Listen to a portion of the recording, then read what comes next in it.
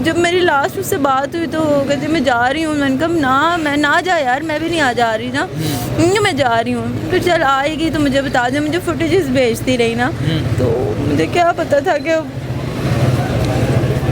बिस्मिल्लाहिर्रहमानिर्रहीम। अस्सलाम वालेकुम नाज़रीन, आपका विस्वास ज़ीशान अल्बानी आपकी खिदमत में हाजिर है और आप देख रहे हैं रियल पाकिस्तान। इस वक्त मैं मौजूद हूँ सदफ शहीद के घर के बाहर, जो कि इमरान खान के लॉन्ग मार्च में कंटेनर्स की वजह से जो है वो शहीद हो चुकी हैं। और इस वक्त हमारे साथ मौजूद हैं सदफ की बहुत ही क्लोज़ फ्रेंड हैं और उनके साथ काम भी किया है बतौर एंकर, और ये भी एंकर हैं। इनसे बात करते हैं। अस्सलाम वालेकुम। वालेकुम अस्सलाम। हिफ्सा ये बताइएगा कि इंतहाई अफसोसनाक वाक़या पेश आया है, आपकी बहुत क्लोज़ फ्रेंड थी, आपको कब पता चला और ये वाक़या हुआ कैसे?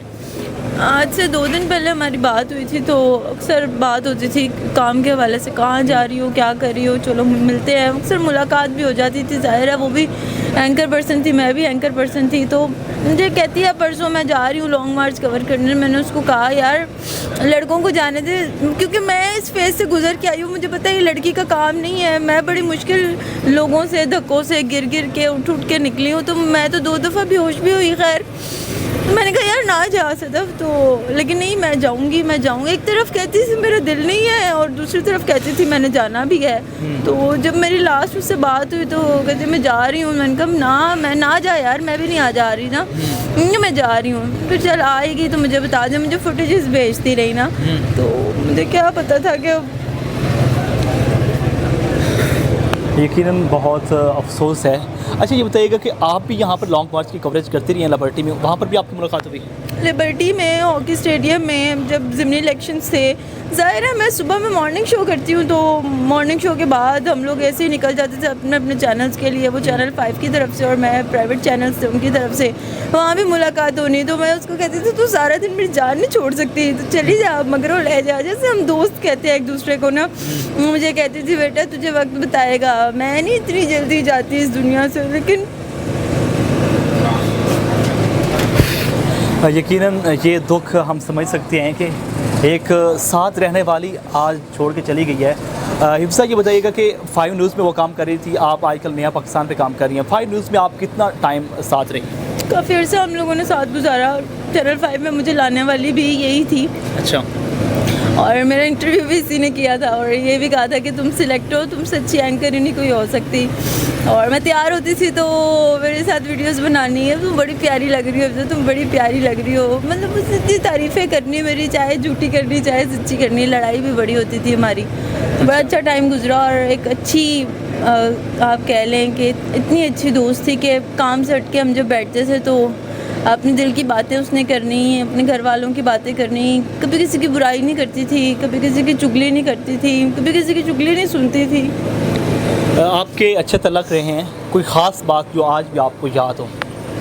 ख़ास बात मुझे हमेशा उसने एक ही नसीहत की है कि पैसों के पीछे नहीं भागना हिफ्सा, हमेशा पैसा खुद तुम्हारे पीछे आएगा और अपनी ज़िंदगी तुम लगा दो साफ़त पे, तुम्हें पे बैक करेगी।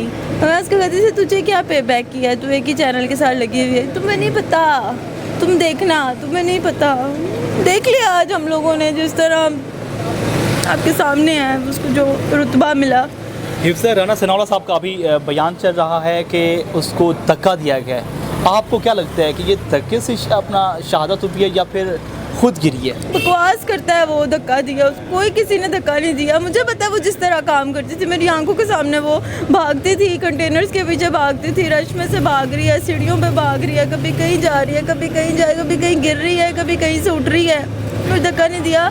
पिछले 2 घंटे से खान साहब के पीछे भाग रही थी कि मैं किसी तरह ऊपर चढ़ जाऊँ, मैं किसी तरह खान साहब से बात कर लूँ। आपने भी कवरेज की है, आपको क्या लगता है कि इमरान खान साहब के जो सिक्योरिटी गार्ड हैं वो इस तरह की कानूनी हरकत कर सकती है? हो ही नहीं सकता। मैंने कवरेज किया है, जितनी हिफाजत वहाँ पे लड़की को दी जाती है, हाँ लड़के बाज नहीं आते वहाँ पे, लोग बाज नहीं आते, लेकिन जब सिक्योरिटी के नज़र में इस तरह की सिचुएशन होती है तो वो कवर अप करते हैं। अब इतने लोगों का जमे गफीर है, कोई गिरेगा तो किसी को क्या पता लगेगा, लोगों को होता है बस हम आगे जाएँ, और उस दौरानिए में उसके साथ जो हुआ हादसा पेश आया। सदफ नईम के साथ आपके बहुत गहरे तल्लक थे, फैमिली हालात को आपको भी पता होगा, कैसे थे?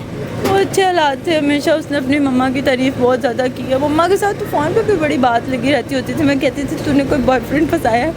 कहती थी नहीं मेरी मम्मा है। अपनी देवरानी की बहुत तारीफ़ करती थी, घर का वो कोई काम नहीं करती थी।